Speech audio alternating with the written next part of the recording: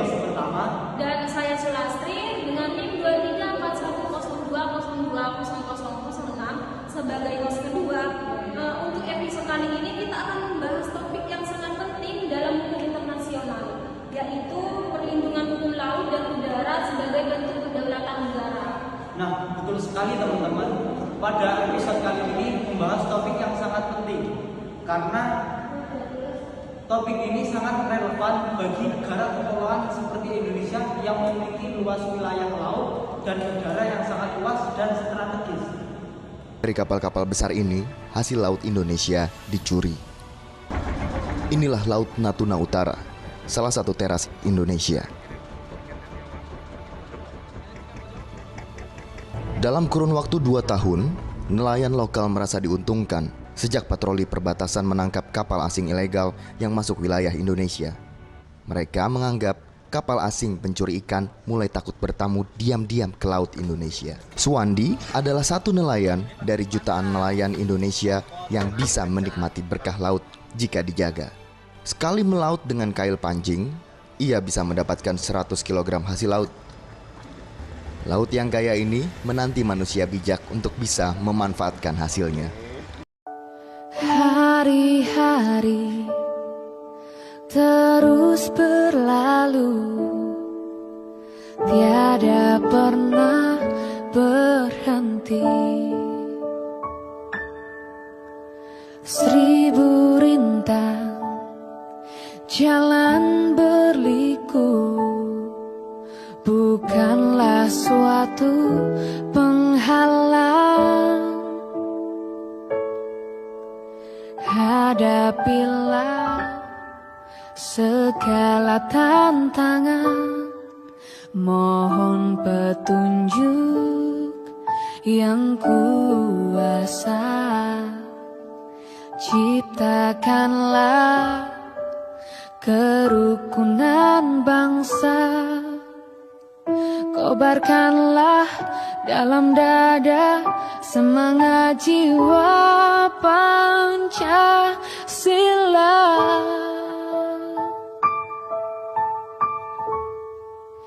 Hidup tiada mungkin tanpa perjuangan, tanpa pengorbanan. Mulia adanya berpegangan tangan, satu dalam cita demi masa depan Indonesia Jaya. Oke, baik Mas, kita mulai dulu dari pengertiannya ya. Pengertian kedaulatan udara atas laut dan udaranya. Kedaulatan udara ini berarti negara sudah memiliki hak penuh dan eksklusif untuk mengatur, mengelola, dan melindungi wilayahnya, termasuk wilayah laut teritorial dan ruang udara di atasnya. Nah, dalam konteks laut itu sendiri, Indonesia memiliki kedaulatan penuh atas perairan pedalaman, perairan kepulauan, dan juga laut teritorialnya. Sesuai dengan undang-undang dan konvensi hukum laut internasional, khususnya UNCLOS 1982. Ya, benar sekali. Begitu juga dengan ruang udara ya. Udara ini memiliki kedaulatan penuh dan eksklusif atas ruang udara di atas wilayah daratan dan juga perairannya. Hal ini sebenarnya sih sudah diatur ya dalam undang-undang internasional dan juga sudah diakui dalam hukum internasional seperti Konvensi Chicago pada tahun 1945.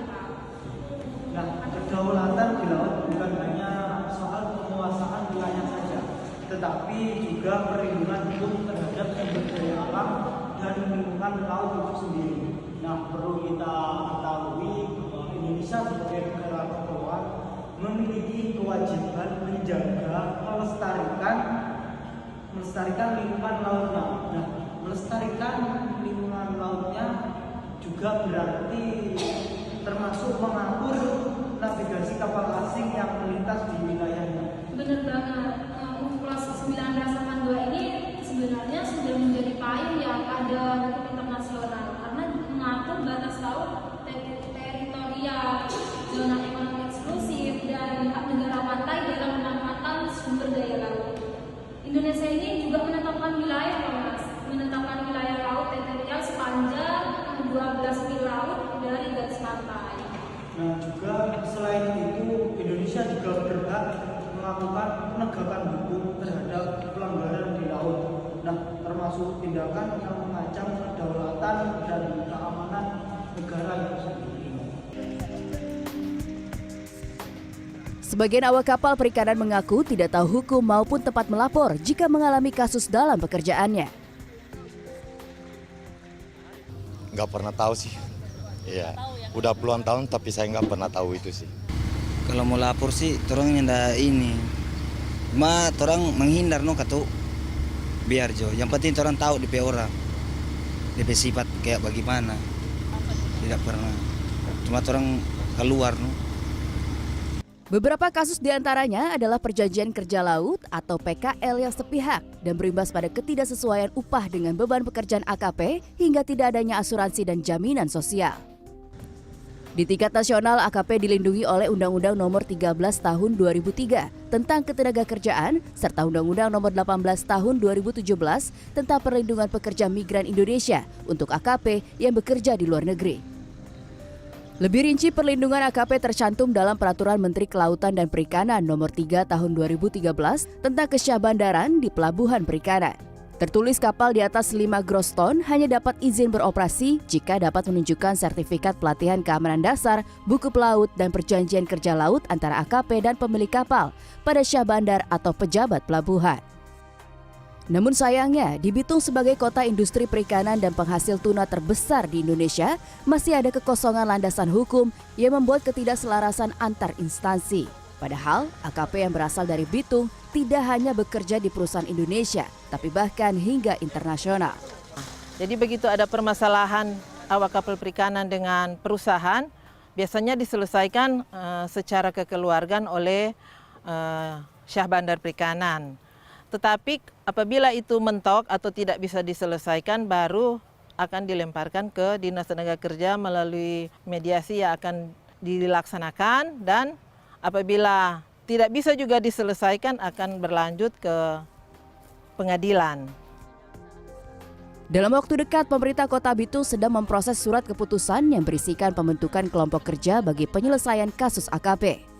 Tak hanya pemerintah, upaya perlindungan hukum bagi AKP juga dilakukan oleh Yayasan Plan Internasional Indonesia bersama SafeSeas dengan membentuk Tim Nasional Perlindungan Awak Kapal.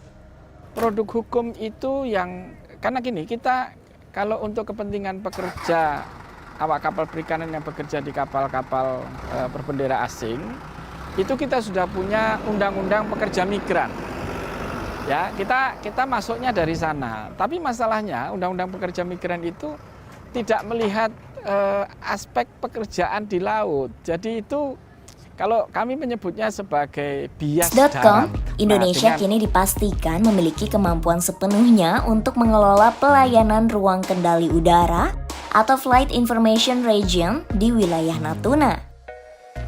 Ini dibuktikan dengan langkah Presiden Jokowi yang bertemu dengan Perdana Menteri Singapura Lee Hsien Loong untuk menandatangani kesepakatan FIR ini di Bintan pada Selasa 25 Januari 2022.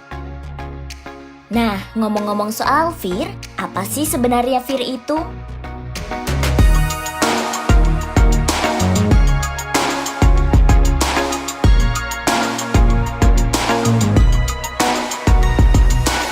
Menurut Permenhub nomor 55 tahun 2016, Flight Information Region atau FIR adalah suatu daerah yang khusus menyediakan informasi penerbangan dan pelayanan kesiagaan. Masalah pengelolaan FIR Singapura di wilayah NKRI ini bermula pada tahun 1946. Saat itu, Organisasi Penerbangan Sipil Internasional atau ICAO menyebut Indonesia belum mampu mengatur lalu lintas udara di sektor A, B, dan C. Nah, alasan inilah yang membuat sebagian FIR wilayah Kepulauan Riau, Tanjung Pinang, dan Natuna berada di bawah pengelolaan Singapura sejak tahun 1946. Hal ini tentunya berdampak pada kedaulatan Indonesia. Oke, next apa dari bahasan ini kita tetap yang tadi, yaitu masih dengan topik yang sama, laut dan juga negara. Akan tetapi negara ini ada sedikit perbedaan. Negara ini merupakan wilayah yang lebih kompleks karena melibatkan penerbangan sipil dan juga militer. Namun negara ini harus tetap kita pegang teguh karena kedaulatan negara ini memiliki hak penuh untuk mengatur dan juga mengawasi ruang udara di atas wilayahnya. Undang-Undang Nomor 15 Tahun 1992 dan Nomor 1 Tahun 2009 mengatur kedaulatan penuh dan eksklusif Indonesia atas ruang udara.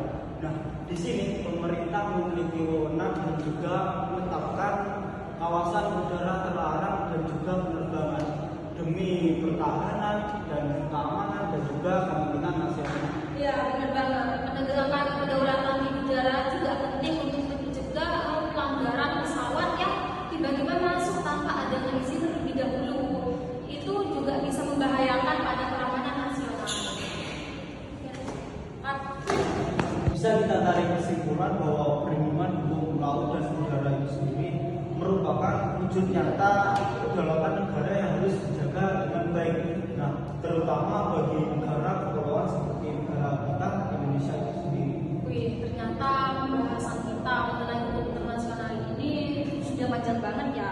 Jadi siapa nih yang berani melanggar wilayah udara atau laut kita? Gak ada kan? Semoga aja sih gak ada. Karena kalau ada siap-siap saja berurusan dengan hukum internasional yang super ketat atau mungkin juga dengan dosen kalian yang galak. Gak sih, bercanda kok. Nah, semoga podcast ini bisa menambah wawasan kita tentang pentingnya hukum internasional dalam menjaga kedaulatan negara. Semoga kalian semua tidak hanya mendapat nilai A, akan tetapi juga bisa tidur nyenyak setelah memahami mengenai pembahasan yang kita bahas hari ini. Sampai jumpa di episode kita selanjutnya. Kurang lebihnya kami mohon